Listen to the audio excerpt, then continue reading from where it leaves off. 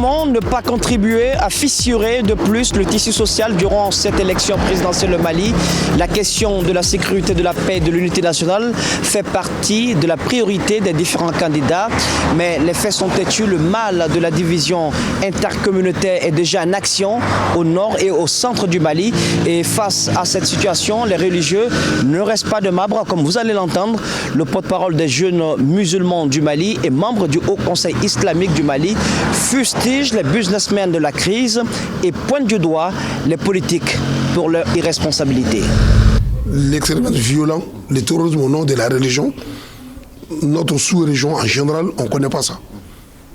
On connaît un islam soufi, un islam malikite, l'islam pacifique, que ce soit le Mali, et la Jouarta, le Fouti, la Guinée, Kangachérou, et la Samouri, que ce soit au Sénégal, Cheikh Ibrahima Niasse, les gens de Touba. On connaissait ici dans notre région un islam pacifique, un islam tolérant qui ne connaît pas la barbarie. Mais ça fait des années maintenant, on voit des tueries, des barbaries, des criminalités au nom de l'islam, au nom de la religion, par des gens qui ne sont pas même pas des Maliens, qui ne sont même pas des musulmans. Donc nous, on sait que ça c'est un montage. C'est le bon Dieu seul qui connaît la secret qui est là-dedans. Donc nous, on sait que cette façon de l'islam là, et ce qu'on voit maintenant comme guerre entre les différentes communautés du nord ou bien du centre, entre Pélé et Dogon, ça c'est faux. Si tu demandes les leaders Pélé ici, ou bien les leaders Dogon ici, il y a l'abrassage, il y a la paix, il y a l'amitié, il y a la fraternité réelle entre les deux communautés ici. Mais sur le terrain, ça ne va pas. Nous, on sait que ce n'est pas entre les Pélé et les Dogon, il y a d'autres choses. Nous, on ne connaît pas, comme nous, en tant que religieux, on prie le bon Dieu seulement pour amener la paix et la stabilité. Je ne veux pas parler trop dans cette question, mais je sais que c'est des montages politiciennes et il y a d'autres choses qui n'est même pas des Maliens qui sont là-dedans. Les causes de ces affrontements intercommunautaires sont profondes. Ce religieux y voit des mains noires qui œuvrent à instaurer le chaos dans ces zones au nord et au centre du Mali. Il appelle par ailleurs les religieux du Mali à se mettre hors du champ politique et à jouer un rôle de veille. Tout Dogon parle pile au Mali, tout Dogon parle pile pour communiquer entre eux-mêmes. Tout pile parle Dogon aussi dans le centre du Mali. Donc ça vaut 1000 ans, on a hérité ça. Mais pourquoi dans ces moments-là, il y a des conflits? C'est pas vrai.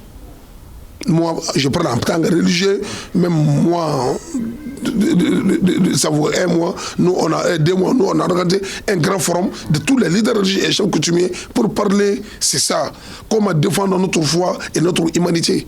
Parce qu'il y a un danger qui nous menace. Alors que nous, on ne connaît pas l'origine de ces dangers-là. Mais on sait que ce n'est pas malien. Il y a d'autres mains invisibles qui sont en train de manipuler tout ça. Donc il faut que, ce n'est pas le Mali seulement, il faut que toute la sous-région se donne la main pour barrer la route devant cette situation qui est très dangereuse pour nous tous. Parce que les politiciens du Mali vraiment ont fatigué, ont montré leurs limites. Non, tous les grands partis politiques là parlent seulement, mais travaillent sur le terrain, ils ne peuvent pas même mobiliser 100 personnes, 200 personnes.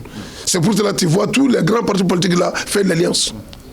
Grand là, avec la donc, mais les religions sont respectées, bien mobilisées, sont écoutées par la population. Donc nous, on veut que les religieux là restent comme ça, pour naître, pour garantir la paix sociale, pour rester. Chaque fois, il y aura un espoir pour les Maliens. Un recours pour les Maliens. Donc c'est pour cela, nous, on a demandé ça depuis 2013, ça c'est notre position. Les candidats que nous on veut, on connaît. On sait comment mobiliser nos gens en faveur de ces candidats. Ça, ce n'est pas l'appel de déclarer ça à la micro ou bien prendre tam-tam là pour dire ça. Tu n'as pas besoin de ça. Si tu sais que tu es un vrai leader religieux, tu as des disciples qui te suivent, tu sais comment mobiliser tes disciples en faveur d'un candidat ou l'autre. Donc, mais s'il y a un problème, nous sommes des citoyens, on doit voter, on a nos cartes d'électeurs. Pour M. Ouma Mariko, candidat du parti Sadi engagé à la conquête du palais Kouliba, ces affrontements entre certaines communautés sont la résultante de l'inertie des pouvoirs publics maliens. Tout peuple est confondu aux djihadistes de Amadou Koufa. Alors donc, de ce point de vue, on a poussé le bouchon jusqu'à aller instrumentaliser des gens qu'on a appelés des dozos, je lui parle là en connaissance de cause, puisque la Fédération malienne des chasseurs et puis Contron et Sané se sont démarqués de cet esprit-là. Ils ont démenti. Ils se sont démarqués. Ils sont démarqués. Il y a eu effectivement une association des chasseurs maliens, et on parle d'autres nationalités, qui ont été instrumentalisées par le pouvoir pour pouvoir sévir au-delà des villes contre les peuples considérés comme étant des djihadistes. Et maintenant, on est allé vers des dogons qu'on a instrumentalisés, des peuples qu'on a instrumentalisés au nom de la lutte contre le djihadisme, au nom de la faiblesse de l'État, de l'armée, à pouvoir assurer la protection des citoyens.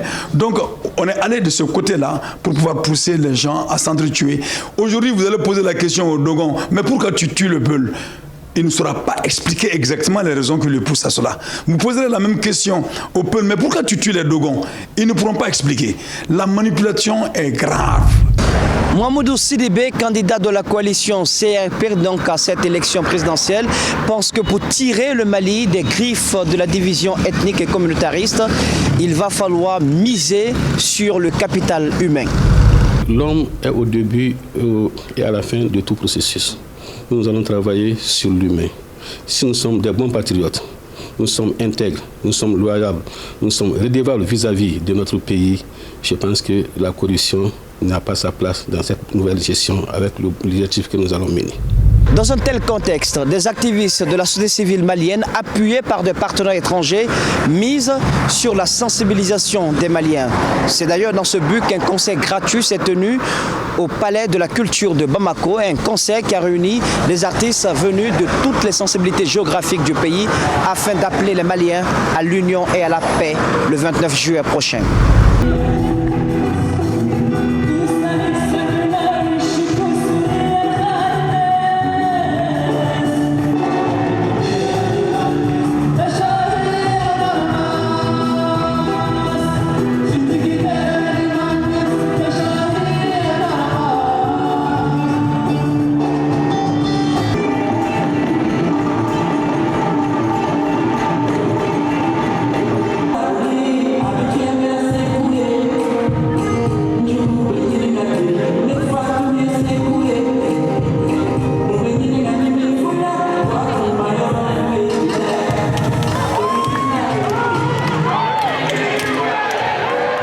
Ici, on se réfère depuis le temps de Soundiata Keita. Et quand on prend la charte de Kourkanfouga, on a vu que tout le monde se sont réunis et parlent de la paix. Donc moi, je renvoie juste la jeunesse malienne à l'historique du Mali, à l'historique du Mandé, dans nos traditions et dans nos coutumes, le vivre ensemble, l'attente et la cohésion sociale. Je dis seulement que les Maliens soient seulement des Maliens, afin que tout se passe bien. Parce que si on est la chose, on fait tout pour que la chose se passe bien. Restons Maliens pour le bien de ce pays. Et d'abord, d'avoir l'amour de la patrie, car tout se déroule dans ça. Quand il y a l'amour de la patrie, ça nous pousse à retirer les cartes d'électeurs, ça nous pousse à aller vers les urnes et ça nous pousse à respecter, à avoir confiance à cette commission électorale. Ala ye mɔgɔ min kɛ faama ye diyagoya don an bɛ tugu o de kɔ parce que ala de y'a k'a ye mɔgɔ ma k'a ye donc ne bɛ fɛ vote kɛlen kɔfɛ mankan kana kɛ foyi ni mɔgɔ min kɛra faama ye an k'an ka faama minɛ n'an bolo fila ye o de message bɛ ne bolo. Après les votes n'est pas problème, n'est pas la guerre. Seulement aller gagner, c'est bon, c'est chance. Ce n'est pas pour quelqu'un gagner, notre il a fait la guerre, il fait problème. C'est pas bon ça. Tout le monde, il faut rester tranquille pour Mali, pour tous les pays, pour Salam. Il n'y a pas de problème comme ça. 3 jours, du 20 au 23 juin, ont été déclarés chômés payés par les pouvoirs publics maliens pour pousser donc les citoyens à aller retirer leur carte d'électeur en vue de la présidentielle du 29 juillet prochain.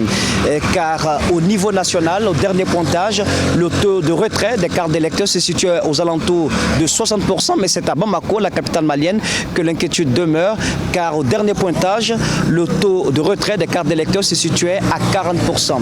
Il va donc falloir que la Commission électorale nationale indépendante, les partis politiques et le ministère de l'administration du territoire et de la décentralisation ici au Mali se donnent la main pour barrer la route à un taux d'abstention élevé au lendemain du scrutin du 29 juillet prochain. Sur les marches du palais de Koulouba, c'était donc Moussa Moïsila, Idrissa Bari, Idrissa Kaba, Steve, le Guinéen Camara pour Espace TV et Radio Espace.